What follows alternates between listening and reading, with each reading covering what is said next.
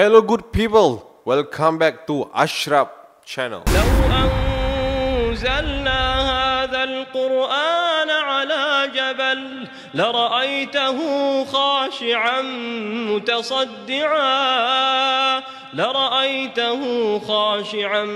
متصدعا من خشية الله وتلك الأمثال نضربها للناس لعلهم يتفكرون. Okay guys, so hari ni hari Isnin. Macam biasa guys, untuk Seram Isnin edisi kali ni, Acah nak borak dengan korang tentang Pelesit guys. Pelesit ni adalah salah satu hantu yang Acap boleh katakan dia rare lah kan. Sebab dia tak memunculkan diri dia. Dia cuma hantar seekor binatang yang menyerupai belalang lebih kurang. Tapi dia boleh datangkan kesan yang sangat mendalam kepada siapa-siapa yang ditarget guys. Okay guys, jadi kita akan sembang dengan korang tentang kisah-kisah yang dikongsikan kepada Acap. Tapi sebelum tu jangan lupa tekan like, subscribe dan juga hit bell notification. Dan kita tengok intro dulu. Let's roll it.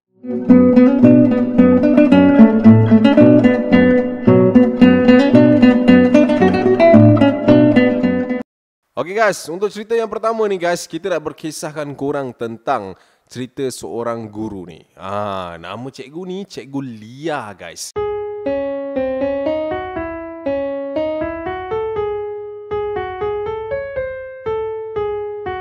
Cikgu Lia ni kalau korang nak tahu, dia merupakan seorang guru sekolah rendah sebenarnya. Tapi dia ni tengah mengandung tau guys. Nak jadikan cerita dia lah macam tu. Okay. Cikgu Lia ni dia seorang ketua guru yang ada dekat salah satu department lah, dekat guru sekolah dia tu. Tapi dia ni kira macam kalau Acap nak cakap kan, dia ni seorang yang periang dan juga sangat-sangat disenangi oleh cikgu-cikgu yang ada dekat situ, mahupun murid-murid guys. Okay guys, so kita cut it short guys. Ceritanya bermula menurut Cikgu Lia ni, bukan nama sebenar. Dia kata ada satu hari tu Cap, Akak masih lagi teringat pada tahun 2014 pada waktu tu. Di mana waktu tu Akak baru saja habis mengajar murid tahun 6 dan Akak pulang ke bilik guru untuk berehat sekejap disebabkan Akak ada gap 1 jam sebelum Akak pergi ke kelas yang lain. Okey. Cikgu Lia masuk ke dalam bilik guru tersebut. Dia duduk and then dia pun buat kerja dia, buat sampailah ada lagi seorang guru masuk. Okey, seorang lagi guru ni nama dia Cikgu Balkis tau. Cikgu Balkis ni memang duduk dekat sebelah Cikgu Lia ni lah, dekat dalam bilik guru. So dia tengah buat kerja, dia tengok Balkis tu masuk. Lepas tu macam, cikgu dah makan ke? Sihat? Dia pun tegur lah kan. Cikgu Balkis tu kata, dah, ni tadi baru makan ni. Kejap lagi ada kelas ni. Ni nak tukar buku sekejap, dia kata macam tu. So Cikgu Balkis ni pun jalan nak pergi ke tempat duduk dia, di mana di sebelah Cikgu Lia tadi lah. So masa di jalan tu apa semua, dia orang pun macam bersembang-sembang. Biasalah perempuan kan, sambil jalan memang mulut memang tak berhenti stop kan. So bila Balkis tu datang dekat meja dia, Cikgu Lia kata dia terlihat ada seekor serangga yang sedang hinggap dekat tudung Cikgu Balkis tu.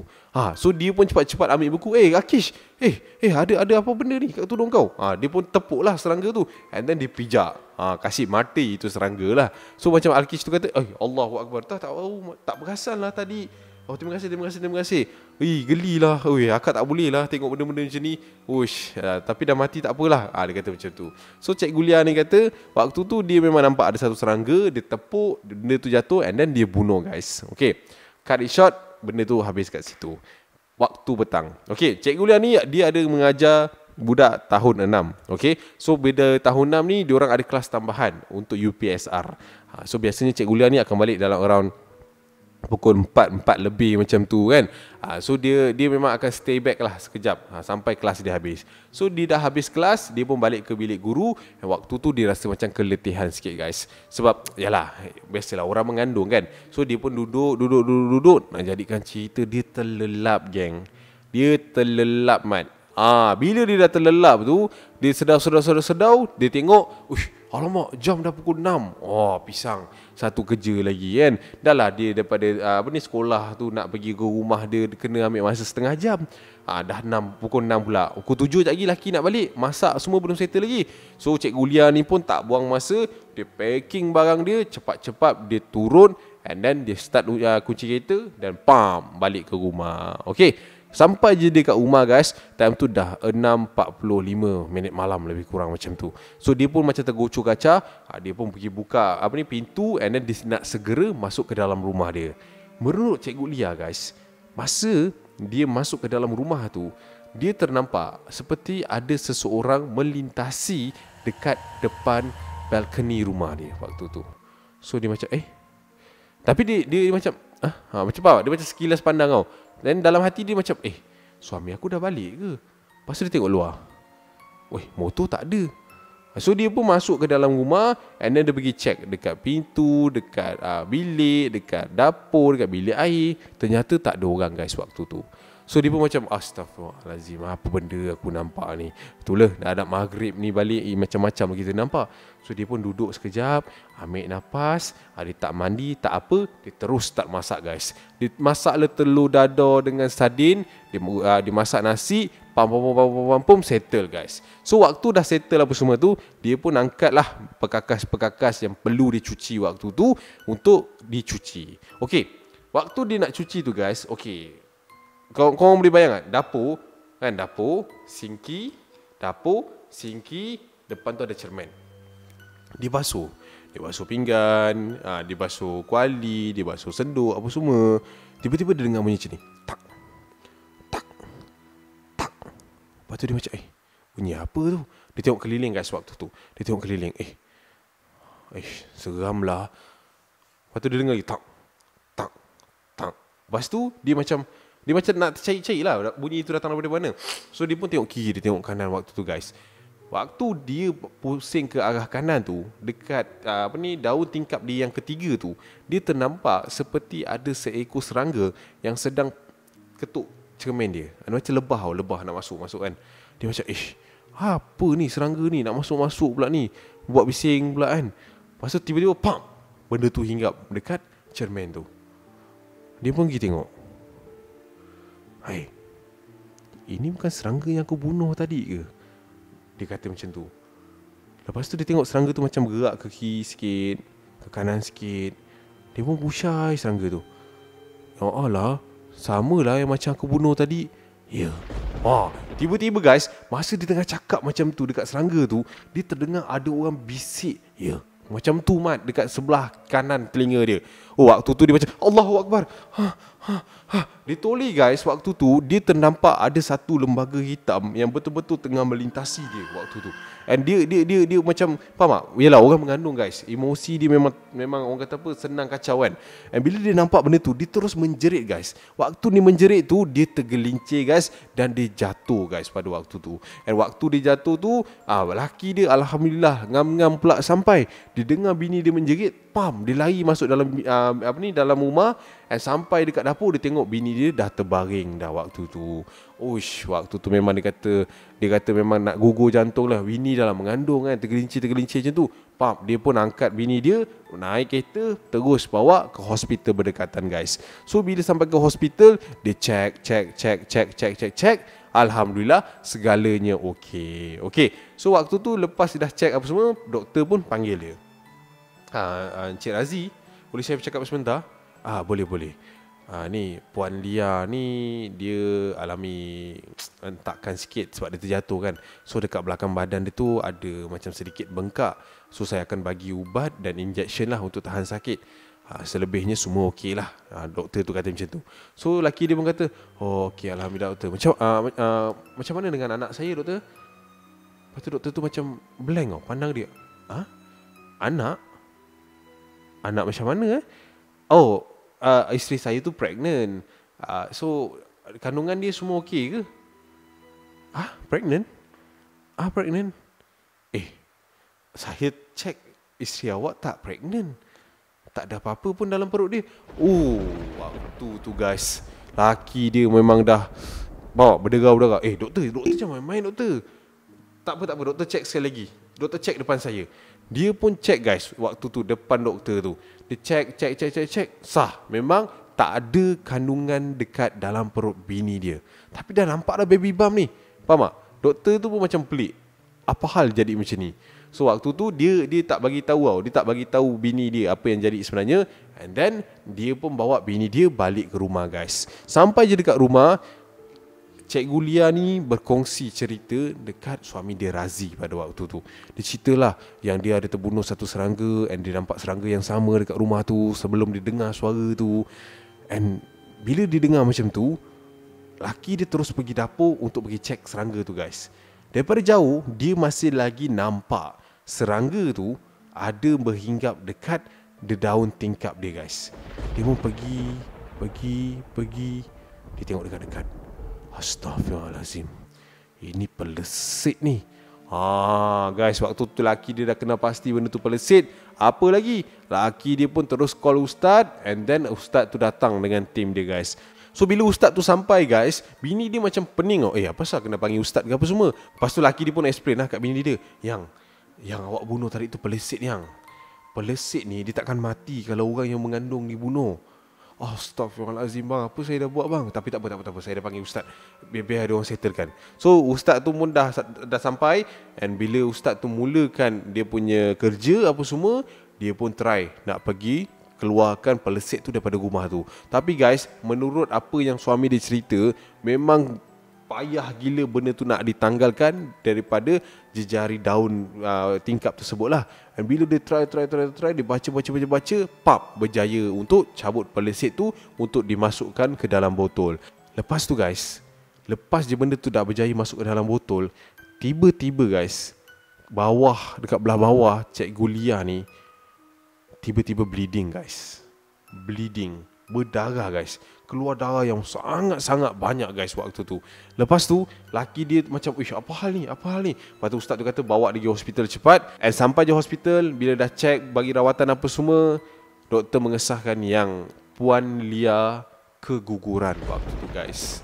Amat menyayat hati sebenarnya. Susah untuk kita tafsirkan macam mana cerita ni sebenarnya kan. Tapi itulah kisah yang dikongsikan oleh Puan Lia. Tapi Alhamdulillah, apa yang Puan Lia cakap di hujung ayat dia ketika dia hantar video ni kat aku, cerita ni kat aku, dia kata Alhamdulillah sekarang family dia bahagia bersama dengan 4 cahaya mata dia yang masih lagi dengan dia, dan dia tahu yang anak sulung dia tengah tunggu dia dekat syurga guys. So itulah dia guys, kisah yang dikongsikan oleh Puan Lia kepada kita guys. Dia tak sengaja kan, tapi yelah, nak buat macam mana, dah takdir dia macam tu, kenalah dia redha kan. Sebab sebahagia-bahagia manusia bila dia redha dengan apa Allah bagi dan sentiasa bersyukur dengan apa yang Allah sentiasa beri. Itulah dia. Ranum setiap kali Keropok Moni, hidang petang pagi, Keropok Moni, rasa yang menawan Keropok Moni, untuk keluarga dan kawan. Keropok Moni, Keropok Moni, rangupnya. Alright guys, kita sambung guys untuk cerita yang kedua ni.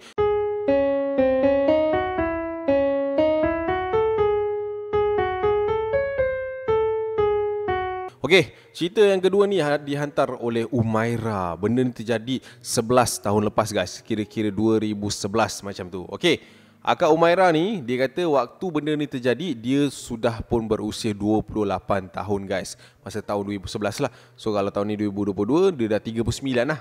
Dah jadi mak orang mungkin kan. Okay, alright. Dia ni ada a group of friend tau. Tapi sebelum tu kan, Aisyah nak cerita dengan korang. Apa reaction korang bila korang tahu yang korang ada membela tapi korang tak tahu belaan korang tu adalah milik kau? Pisang kan. So inilah dia guys, cerita daripada Akak Umaira ni. Alright guys, Akak Umaira ni, dia kata dia ni waktu tahun 2011 ni, dia ada alami beberapa benda-benda pelik tau. Contohnya, dia ni macam apa, macam tak boleh nak berkawan dengan orang. Sebab siapa-siapa yang banyak berkawan ataupun dalam circle dia kan, mesti akan jatuh sakit. Contohlah kan, okey, dia pergi dekat circle ni 10 orang ni kan. So nanti dalam sebulan 2 akan dengarlah ada ni kena buatan orang, dengarlah dia ni kena ini, kena itu. Benda-benda mistik gitulah. So dia ni macam, uish, apa hal kan? Tapi dia tak fikir banyak lah. Mungkin dia fikir orang tu ada buat hal dengan orang lain ke kan. So dia tak ambil pot sangat kalau orang lain ni jatuh sakit. Macam tu. Okey, cerita dia bermula ketika si Umaira ni menghadiri majlis pertunangan kawan dia, Mira. Okey, Mira ni bertunang dengan seorang anak lot guys. Biasalah kalau muka lawa bercinta lah dengan anak bos kan. Alright. So bila dah bercinta dengan anak bos, bertunang, so memang datang tu naik kereta bukan biasa-biasa lah. Dia punya majlis pertunangan saja dah macam majlis kahwin kan. So Umairah ni pun datang untuk meraihkan kawan dia yang bertunang tu. Diorang ni memang rapat guys. Memang orang kata blood sister lah. Macam tu. Alright. So Umairah ni datang ke Mira kan. Dah ambil gambar, dah selfie apa semua. Ada orang pun bergelak sakan lah. Dia gelak. Tapi menurut Umairah, dia kata ada satu ayat Mira ni buatkan dia bitter tau. Buatkan dia macam ouch. Dia macam ni. Umairah ni cakap dia, "Tahniah Amir, kau diam-diam anak bos apa kan. Kaya pula tu." Lepas tu dia orang gelak lah. Lepas tu si Mira dia pula pergi berseloroh cakap macam ni. Tu aku pun pelik lah. Padahal aku biasa je. Engkau yang lawa pun dapat reba lori je. Dia orang gelak macam tu. Memang benda tu macam gurauan kawan-kawan tau. Tapi dia macam bitter tau. Macam Acap sendiri baca macam macam tu tau. Dia macam macam tu lah. So bila dah cakap macam tu, Mira ni macam Umairah ni macam tu aku pun tak faham muka lawa pun dapat biasa-biasa macam tu lah. Dia orang bergurau sama dia orang kan. Tapi tak adalah orang kata further thing to do kan. Okay. So habis je majlis tu guys, dia orang berpecah lah macam biasa apa semua. Cumanya si Mira dengan si Umairah ni, dia orang satu tempat kerja tau guys. Dia orang ni satu tempat kerja. Dia orang bekerja dekat satu kilang yang sama yang berada di Kota Baru sana lah. Alright guys. Diorang ni memang rapat, macam saya cakap, memang kena pergi kerja sama-sama, memang balik pun kena sama-sama. Tapi ada satu hari ni Cap, bila si Umairah ni dah sampai dekat kilang, Mira ni tak sampai-sampai lagi Cap.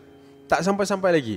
Bila telefon tak angkat, bila mesej tak balas kan. So dia pun jadi macam pelik lah, asal dia ni tiba-tiba hari ni tak angkat call apa semua. So dia pun masuk kilang and then ada supervisor dia tu bagi tahu yang Mira absent hari ni, MC. Tak datang. So Umairah ni macam serius tak datang kan. Tapi kenapa aku tak tahu apa-apa kan. Sebelum ni kalau dia sakit ke apa, aku orang pertama dia cari. Tapi kenapa yang ni dia tak cari aku. Dia dah jadi pelik macam tu. Tapi dia kerja je lah macam biasa. Dia kerja sebab dia shift malam tau guys waktu tu. And dia kata dia tak sempat nak pergi jenguk Mira. And dia dah call mak Mira pun tak dapat. Dia call Mira pun memang lagilah tak jawab kan. So besok harinya guys, dia kerja malam juga sekali lagi. So bila dia kerja malam, dia dapat tahu yang Mira tu masih lagi absent guys. Masih lagi tak datang, masih lagi MC. Dia dah macam, kenapa dengan kawan aku ni, dah 2 hari tak datang ni. So dia pun ambil keputusan untuk hari ketiga tu pergi terus ke rumah Mira guys. Sampai je dia dekat rumah Mira, waktu tu dia kata, memang saya terkejut sangat-sangat Cap. Sebab saya tak pernah tengok dia dalam keadaan sebegini. Dia terlantar baring, mulut dia macam, faham tak? Mulut dia macam kering and menggelupas. And menurut mak dia macam, faham tak? Asyik kena marah. Lepas tu mak dia nak bagi makan, dia tak nak makan. Kadang-kadang sampai buang air kecil, buang air besar dekat tilam tu, dia tak nak bangun. Tak tahu kenapa. Dia dah macam, orang kata lumpuh lah macam tu. Lepas tu Umairah ni macam, seriously, ni dah kira buatan orang ke macam mana ni? Siapa pula buat kawan aku ni? Tapi tak apa. So lepas habis dia pergi rumah Mira ni, dia tanyalah mak dia, ada buat ikhtiar mana-mana ke, panggil ustaz mana-mana ke? Dia kata setakat ni belum lagi. Tapi sebabkan Umairah ni dah lambat lagi kerja, so Umairah kata tak apa, besok saya usahakan untuk bawa si Mira ni pergi kat mana-mana ustaz. Macam tu. So bila dah dia pergi balik kerja apa semua, dia habis kerja and dia balik rumah guys. Waktu tu dia tertidur menurut Umairah. Masa dia tidur tu, dia kata dia dapat satu mimpi guys, di mana dalam mimpi tu Amira, kawan baik dia tu, dalam keadaan yang sangat-sangat mengerikan, sedang merintih meminta tolong daripada Umairah ni. So dia macam bangun tersedar waktu tu, and dia rasa macam aku kena tolong Mira ni. Macam mana pun aku kena tolong Mira ni. So dia pun balik ke rumah Mira untuk bagi tahu mak dia yang dia nak bawa Mira pergi berubat dekat beberapa ustaz yang dia kenal lah. Lepas tu guys, ustaz ni ada bagi satu air tau dekat Mira ni. Bila Mira minum air tu, Umairah ni dia kata dia macam muntah balik. Dia kata dia macam tak boleh nak telan tau makanan ataupun minuman waktu tu. So dia pun tolong Mira ni berbulan guys. Bukan 1 hari 2, 3 bulan. Dah masuk 3 bulan. Bulan ketiga tu si Mira ni punya condition dah makin lama makin teruk guys. Dia dah macam mayat hidup, dah macam mumia dah. Dah kering habis dah, kurus. Dengan tak nak makan, tak ada apa. Memang muka tak ada zat lah senang cerita. So Umairah ni macam dah faham tak? Dia macam dah patah semangat sebenarnya nak pergi bertolong. Sebab dia dah pergi kat dua-dua cara guys. Dia dah pergi doktor kata tak dapat scan apa-apa masalah. Cuma dia ni hilang selera makan, doktor bagi ubat macam itu macam ini, tak jalan juga. Bawa pergi ustaz, itu ini, ada je halangan. Ustaz tak dapat datang, tayar bocor and so on lah kan. Bila ustaz dah datang, ada ustaz yang ambil kesempatan bagai faham tak? Benda-benda macam tu. Sudah berlarut sampai 3 bulan, dia ni dah patah semangat dah. Lepas tu dia kata kat mak dia, "Makcik, saya bukan tak nak tolong Mira makcik, tapi saya ni dah sampai buntu dah makcik. Saya tak tahu nak cakap macam mana dah. Saya sayang sangat Mira ni makcik." Dia macam nak nangis waktu tu. Sebab kalau korang nak tahu guys, dia punya blood sister ni, Umairah dengan Mira ni, mak dia tu dah anggap Umairah ni macam anak dia sendiri dah.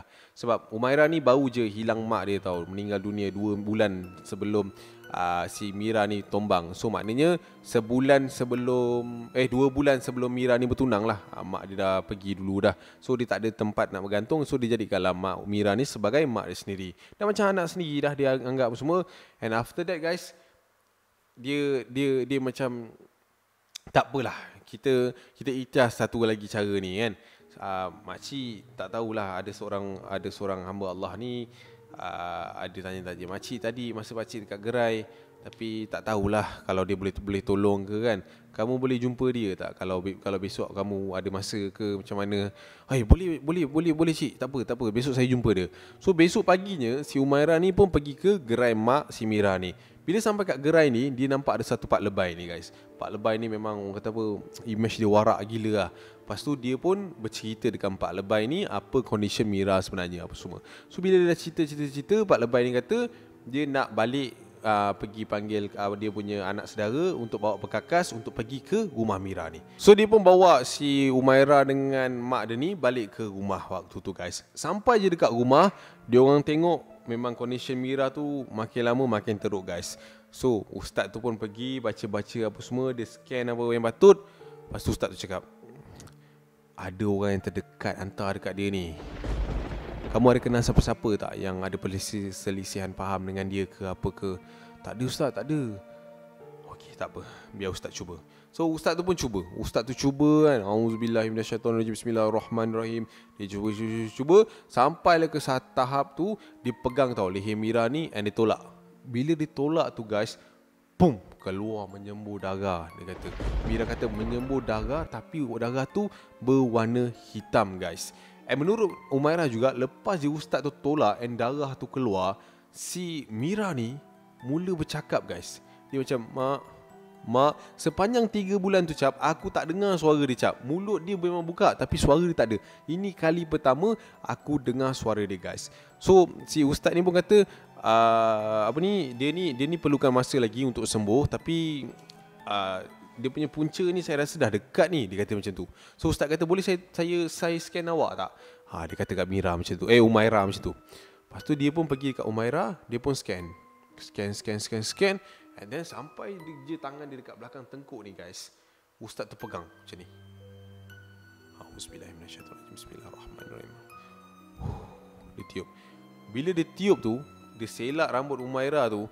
Dekat belakang tu guys, ada satu binatang yang tengah sedut darah Umairah tu. Dahsyat man. Itulah dia pelesit guys. So dia pun tarik pelesit tu, keluarkan and masuk dalam botol. Bila dah masuk dalam botol tu, faham tak? Benda tu dah jadi macam besar gila tau kat dalam botol tu. So Umairah ni pun macam terperanjat lah. Pelesit? Ini pelesit. Awak membela ke nak? Tak ada. Saya tak tahu apa-apa pasal pelesit ni. Ada keturunan kamu tak yang membela? Ada ustaz. Saya rasa mak saya dulu. Saya tak tahu pula diturunkan pada saya sebab saya selama ni tak amalkan apa-apa. Sebab mak saya baru je meninggal kan.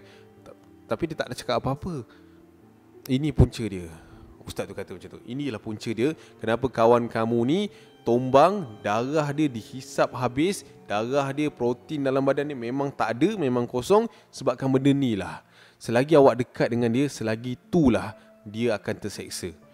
Astaghfirullahaladzim, apa aku dah buat ni? Dia kata waktu tu. So kat sini Umairah ni macam blank tau guys. Sebab dia tak pernah amalkan apa-apa tau daripada apa yang mak dia bagi apa semua.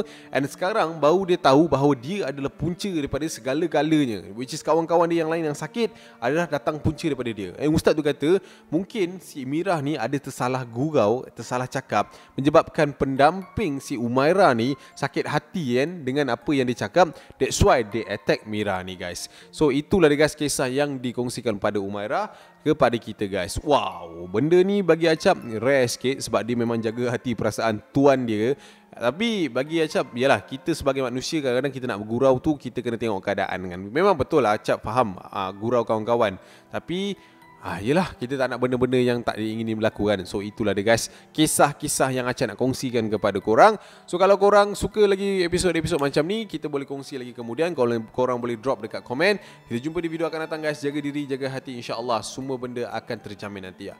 I see you and I see you. Assalamualaikum. Bye bye bye.